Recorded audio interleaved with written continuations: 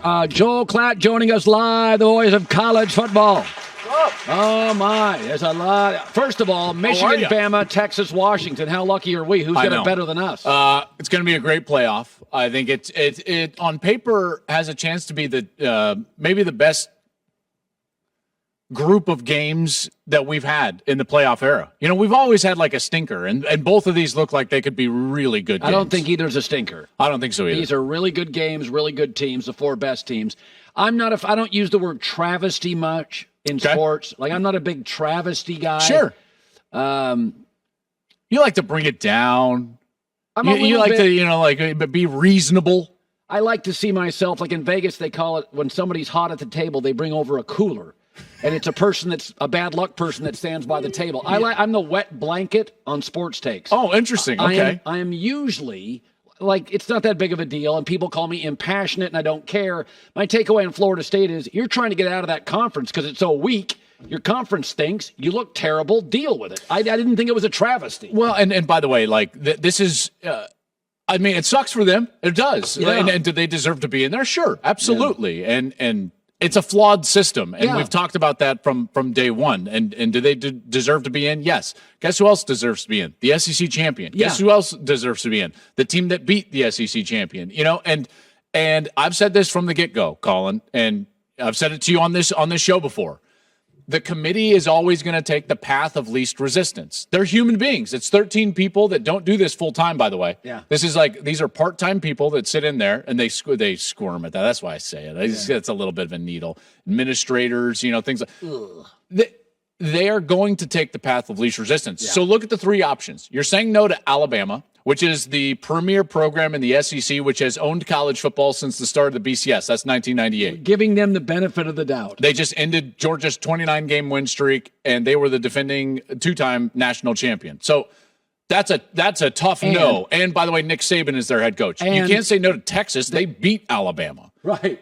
In Tuscaloosa by double digits. And then you have Florida State. And as good as Florida State has been, in particular on the defensive side, there is a clear distinction between the version of Florida State that was playing the last couple of weeks and the version of Florida State that beat LSU in week one. That difference is Jordan Travis. And the committee has in its bylaws the opportunity to evaluate the availability or unavailability of players, and particularly how it relates to their ability to play in the postseason. So guess what it was? The path of least resistance. That's what they took, like they always do. Brian Kelly, it's almost like he listened to our show and took it. He went on a 2-minute rant yesterday, and he said, listen, the construct of this thing, 4 spots, 5 conferences.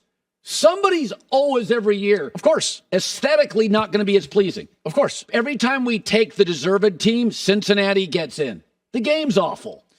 I mean, I got nothing against anybody. It's now well documented the side I've taken on this.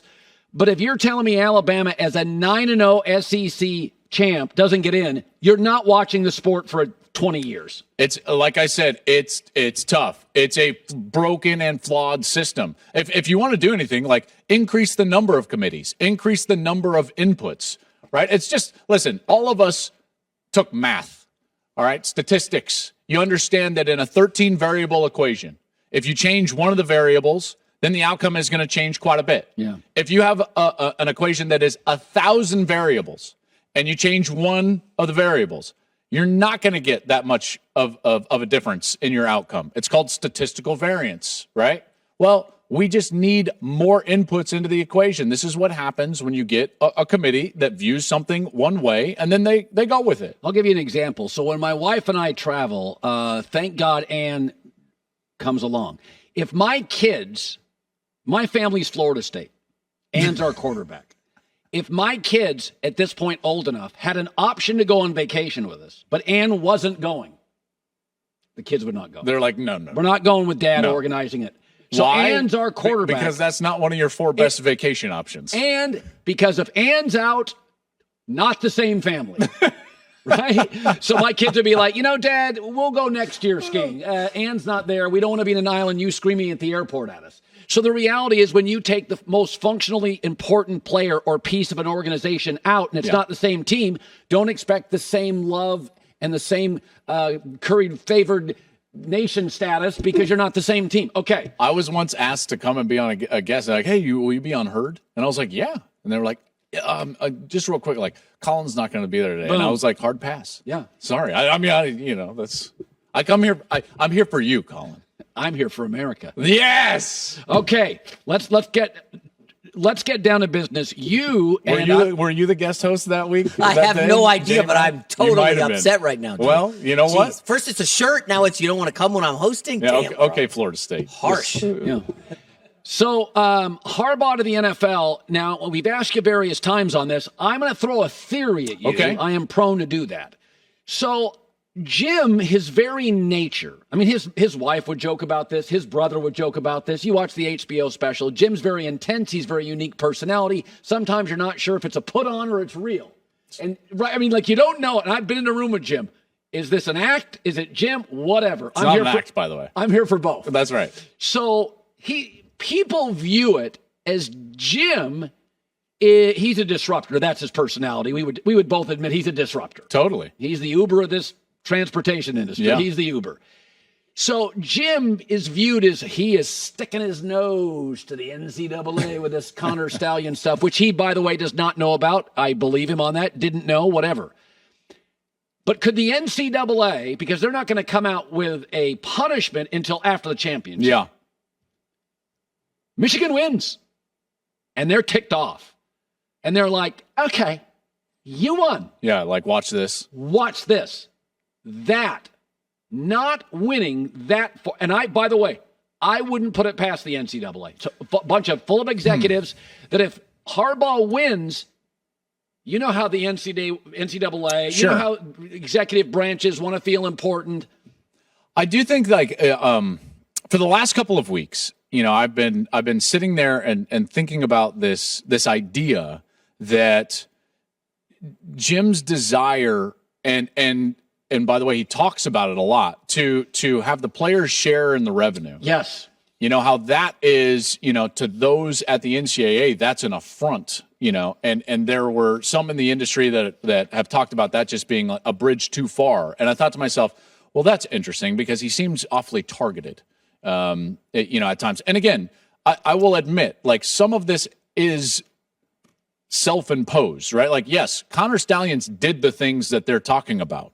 The question is, like, did Jim know? And by the way, I know that the evidence up to this point suggests that they don't know if Jim knew or not. And he says that he didn't. Okay, so I've felt to myself like maybe they're targeting it. Maybe they don't like this. Maybe they don't like what he's saying about the players. He's the only one saying it. Other coaches aren't out there taking their one interview when they get into the college football playoff and taking a portion of it and saying, hey, by the way, let's share the revenue with the players. You can see people's minds short circuit, all over America because they don't want that.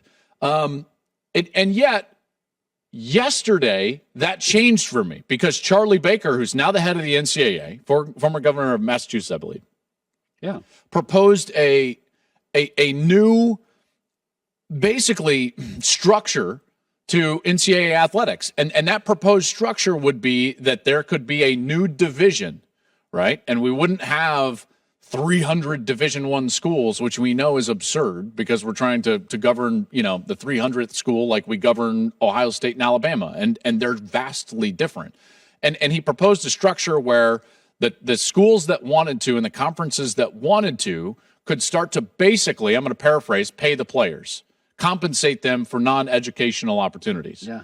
And I would suggest that like that is a step toward creating funds via revenue distribution. So, long answer to tell you, I thought for a long time that he was a bullseye on his back and targeted by the NCAA. I don't know if I believe that today, sitting in front of you, because of the direction that now the leadership is pointing the NCAA in terms of that subdivision. Okay, we're going to talk Washington, Texas. They played in the Alamo Bowl. That's one of the playoffs. We're going to talk Bama, Michigan, because I have strong opinions on both games. I bet. That's what I'm paid to do. I know. We go after it. We rattle cages. I agree. I mean, I rattled J-Mac's cage already today. He doesn't even know what's going on over there. I'm sorry, J-Mac. That's just called Wednesday here. I got into a long discussion last night with an insider. Joel Klatt will be doing the USC Louisville game. Holiday Bowl, December 27th. Yeah, it's always a good game. So I like Washington to beat Texas. Okay, I do interesting. not like Texas's corners. It's the weakness of the team. And I love Washington receivers, game planning, and quarterback. I think it's a bad matchup. I think Texas has more good players. Games are matchups. I do not like the matchup for Texas. I tend to agree with that. Now, I think that game is going to feature incredible skill position game planning on both sides. Yes. The speed that Texas puts on the field is incredible on the offensive side. And up front, defensively, they're one of the best teams in the country. So if their pass rush doesn't get to Penix, it's going to be a really long day. They're 95th, I believe, in the country in pass defense, and they're about to face the best passing team in the country. And 3 legitimate NFL-level receivers. They're deep at receiver. No doubt. But it's more than that, because Kalen DeBoer and the offense, they utilize those guys really well. Bunch sets, different style of release. It's a very creative offense. There's a lot of speed on the field. And then the kicker is Dylan Johnson's pretty good, man. Like, they can run the football a little bit now. And that wasn't the case early in the season. So you couple that with the fact that this is the best passing game in the country, and Texas is going to have their hands full. There's no doubt. Now, is Washington a defense that I feel like is going to go out there and stymie Texas? No. No. But I also didn't think that they were going to stymie Oregon, to be fair, right? Washington's got a great chance. I was actually just with Sark. I was in Las Vegas. The National Football Foundation has their Hall of Fame banquet this week, and saw Dan Lanning, saw Sark, and we were talking about this game. And this is exactly the conversation. He was like, "Man, they can throw it," and then he says, "But I don't know if they can deal with us up front." And that's 100% fair. That's why Texas is favored. There's a sense that Texas could just run it, lean on them, a lot of speed, control the clock. But I'm telling you, I have doubted Washington all season. I thought they were an 8-win team. I'm from there, and they just keep blowing me away. Maybe that's why you're doubting them. You're from there. You're jaded, maybe. I don't know. Maybe. Point. It could be. In a lot of different ways. It could be. But watch out for that Texas pass rush. That's their key. To stop Penix, they have to get to him. They're not going to defend him with the secondary. Okay, Michigan, Bama. So, Gosh, what a good game this is going to be. Oh, boy. So here's the thing, is that there's a reason. I thought Alabama really outplayed Georgia, and it was close. And I thought they were outplayed by Auburn, and it was close. Is that I could argue that Michigan and Bama are not explosive enough, that sounds weird, to blow each other out. No, I think you're right. It's going to be a lot of between the 20s, some field goals, some toughness. But I really feel like the best receivers Bama's had were the previous years. Oh, yeah. No, and there's I think no doubt. the only hole in Michigan is I wish they had another star receiver. Okay. So I look at this game and I think anybody predicting a blowout, I think Bama-Alabama is going to look like the same team playing each other. Yeah. I in really a lot of ways, you're right. And by the way, it's not even just how they're built, but it's also the philosophy with which they go about their game plan now. You know, with Jalen Milroe, they've leaned into running the football, slowing it down a little bit. This is not Bryce Young and the great wide receivers. That's right. And it has worked for them. Now, does that mean that they aren't talented? No. Of course they're talented. Alabama's, in a lot of ways, the most talented team in the country. But they have leaned into a certain style and philosophy that has slowed it down a little bit, leaned into where they're strong, lean into the fact that their quarterback can run and the run game in general. Michigan, we know that's what they are. I've coined this all year long, Colin. They're the boa constrictor. They're just going to squeeze and squeeze and squeeze. They do not panic at any moment because they are built to eventually win. They're better than you at the line of scrimmage. Their quarterback is excellent. While they don't have, great dynamic wide receivers, they're good enough. The tight ends, strong. Their run game, deep. And you're going to look in the mirror a little bit when these two teams get on the field, and they're going to be like, okay, like this is going to be a 60-minute slugfest. I could see something like 21-17 in just a really, really good hard-nosed game, and a game that might reflect the way that the Ohio State-Michigan game played out in a lot of ways. Yeah, and Michigan will be clever. They'll have a trick play or two. Sure.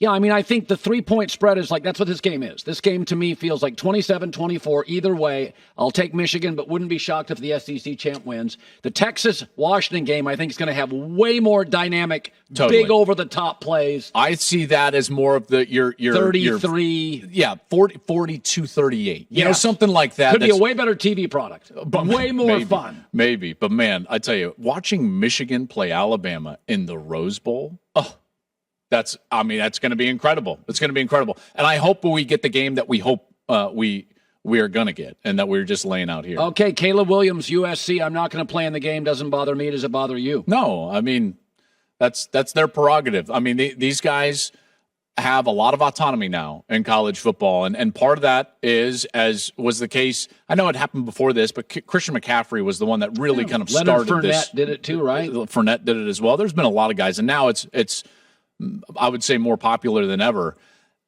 If you're not going to play, that's great. Now, I would expect you to leave. What I would bristle at a little bit, to be fair, would be I'm not going to play in this game and I'm coming back. Yeah, that'd be weird. That would be weird. So to me, this is a tell that he's going to leave, which, by the way, he probably should. He should be the number 1 overall pick. Okay, let me throw this at you. Joel Klatt, back when it was intramural, set all the Colorado football records, so he's close to the program. 44 records, actually. Buffalo starting quarterback. I didn't even know there were 44 records a guy could hold at quarterback.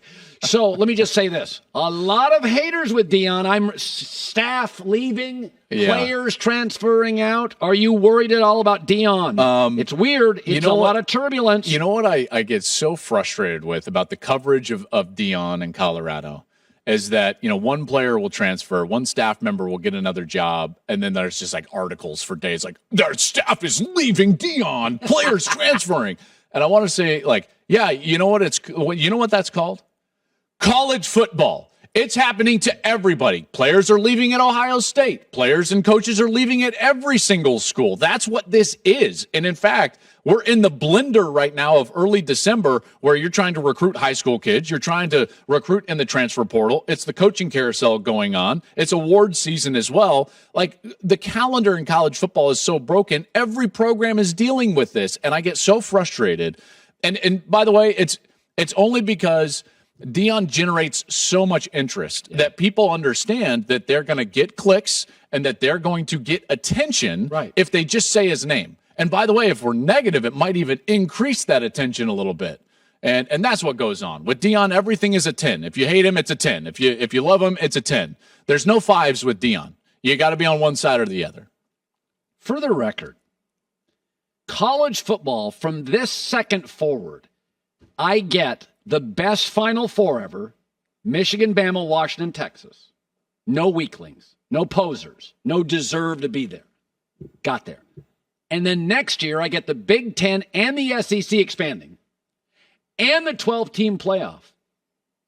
I'm going to drink tonight to celebrate. I'm going to have a little party at my house and enjoy going into this holiday season. It's going to be great. The sport is going to explode. Oh, these are champagne problems. Everyone's like, college football is blah, blah, blah, blah, blah, and they grumble. Keep grumbling. College football's never been more popular. I don't even like eggnog. Hi, everybody. Thanks for watching. Subscribe here to get the latest from the show. Also, be sure to check out more of the best clips from The Herd or go watch a few segments from other shows on FS1.